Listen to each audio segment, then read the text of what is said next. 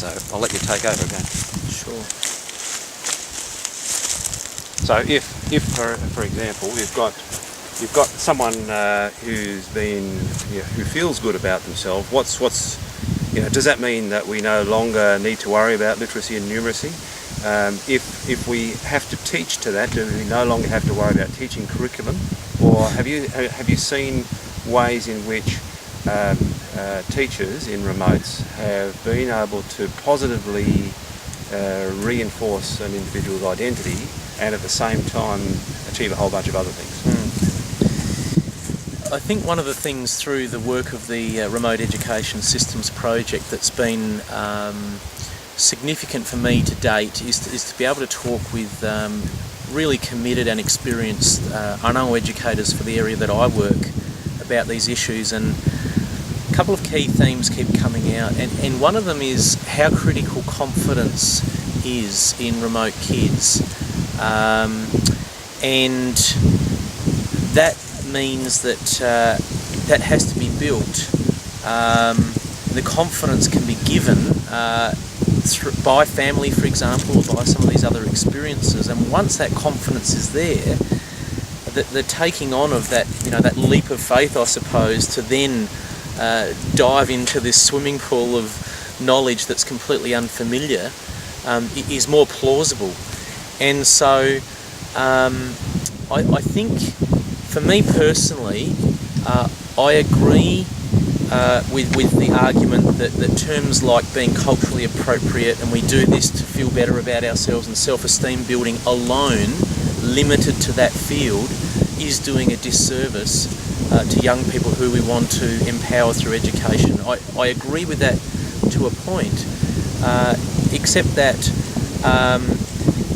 building that confidence and that, as I was explaining earlier, the discipline of positioning yourself as a learner to acquire new knowledge and new skills and new disciplines needs to be built in more familiar territory, I believe, before the confidence is there to take on new things. And so I think some great examples, and there'd be many out there, and this is one of the problems, in inverted commas, of remoteness, I suppose, is that relationship is key. And so there are some wonderful educators that have worked in certain communities with certain groups and have been very passionate about something.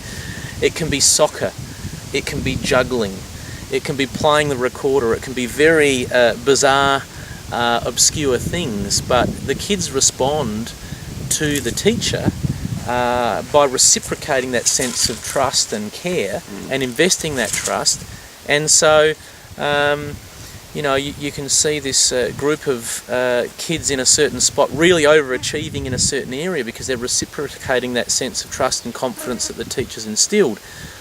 I guess what I'm arguing, though, is that that trust and confidence can then be transferred to take that next step into things like the literacy, the numeracy, the reading independently, the engaging with maths problems and Western logic and all those things that we kind of hope that kids will get through an education.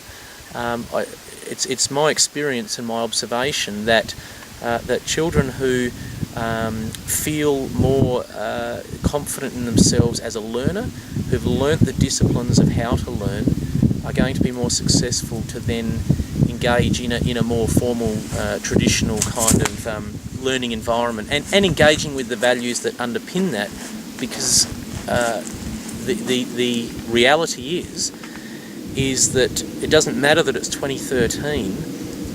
Remote children in the main have a value system that is very strong.